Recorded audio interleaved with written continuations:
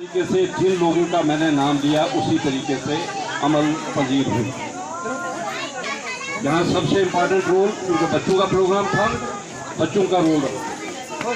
उसातिज़ा ने मेहनत करवाई थी इसलिए उसातिज़ा का रोल रहा और वालिदैन ने अपने बच्चों को बेहतरीन पढ़ाई के लिए यहाँ हाई स्कूल कलाई को चुना, इसलिए ये उनकी भी कामयाबी है। जनाब प्रिंसिपल साहब ने जो 3 टायर सिस्टम ऑफ एजुकेशन पे बात की, मैं उसमें एक चीज़ ऐड करना चाहूँगा। बिलाशक ये 3 टायर बहुत अच्छे हैं और इनसे गाड़ी चल सकती है लेकिन तेज़ नहीं चल सकती है।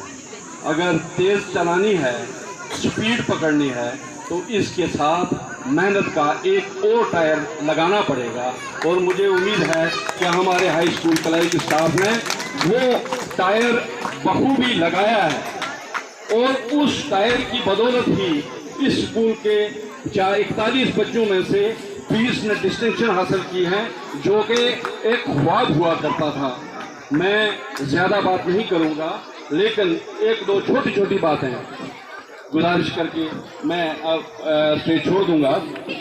सबसे पहले उसातिज़ा इकराम के लिए, क्योंकि मैं महकमा पुलिस में जाने से पहले महकमा तालीम के साथ मुंसलिक रहा हूँ, मैंने चाइल्ड साइकोलॉजी पढ़ी है, मैंने बीएड में चाइल्ड साइकोलॉजी पढ़ी है और बच्चों को कैसे पढ़ाया जाता है उसकी तरबियत के बारे में जानता हूँ। इसलिए सबसे इम्पॉर्टेंट चीज़ जो है उसातिज़ा इकराम के लिए मैं गुजारिश करूँगा वो डी लर्निंग। हमारे कॉन्सेप्ट ऑफ एजुकेशन में सबसे पहले जो बच्चों ने घर में या समाज में सीखा है उसको डी लर्न करवाना सबसे ज़्यादा या अनलर्न करवाना सबसे ज़्यादा इम्पोर्टेंट पहलू है। जब तक ना हम अगर लगी हुई फसल के ऊपर फसल बीज देंगे तो फसल नहीं होगी। सबसे पहले लगी हुई पहली फसल को काटना पड़ेगा, उसके बाद उस जमीन की फिर गोड़ाई करनी पड़ेगी और फिर आगे का सबक चलेगा। हम अपने समाज से बहुत बुराइयां सीख के आते हैं, बच्चे नौनिहाल हैं जो बहुत सारी बुराइयां सीख के आएंगे, लेकिन उन बुराइयों को अनलर्न करवाने के बाद फिर जब हम आगे बढ़ेंगे तो नई चीज़ें सीखेंगे। तो मैं एक छोटी सी और गुजारिश करना चाहूँगा कि जो एक मुसाफिर की मुख्तसर 1 मिनट की कहानी सुनाऊंगा कि एक मुसाफिर जो अपने रास्ते पे गामजन था, जब एक जो बुराइयां इंसान की समाज की उसके ऊपर है कि हम सोचते क्या हैं, हमारी सोच कैसी है। वो जब एक रास्ते में पहुंचा तो उसको एक दरख्त लगा हुआ था, पसीने से नडाल था, जाके दरख्त के नीचे बैठा, बस से उतरा तो दरख्त के नीचे बैठ गया। सोचा यार बहुत नेक अब कोई बंदा होगा जिसने ये दरख्त लगाया है, जब साया महसूस करा। वो शख्स शायद कोई उस्ताद था।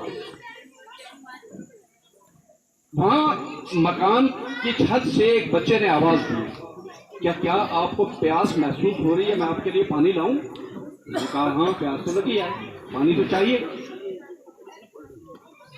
तो उसने इशारा किया मैं ला रहा हूं, बैठो। लेकिन काफी वक्त गुजर गया, उस शख्स के ज़हन में आया कि ये शायद मुझे डॉज कर नहीं आया तो कह देता मुझे ना, अगर इसे मुझे कहा होता तो मुझे शायद जरूरत नहीं, निकल जाता।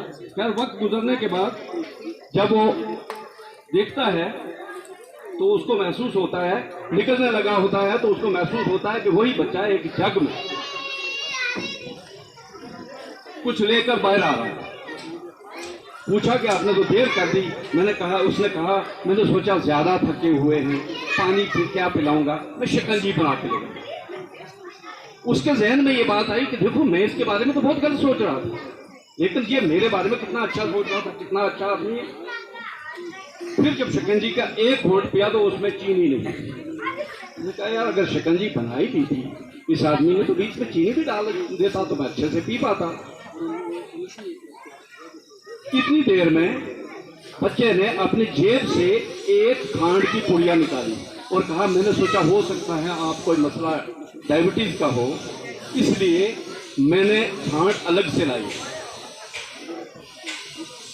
उसके दिल में फिर एक बार उस बच्चे के लिए मोहब्बत पैदा हुई, उसने वो मिला के दी और पी के चला गया। इसी तरीके से उस्ताद के जहन में बहुत सारी बातें आई, हम सब लोगों के जहन में इस तरह की बातें आती जाएंगी, लेकिन मनफी रुझानात को यकसर मुस्तरद करके हमने आगे बढ़ना है और मस्बत रुझानात को लेकर आगे बढ़ना है। जो यहाँ पे एक शेर लिखा हुआ मैंने देखा, मुझे लगता है कि कलाई हाई स्कूल वाकई यहाँ वो काम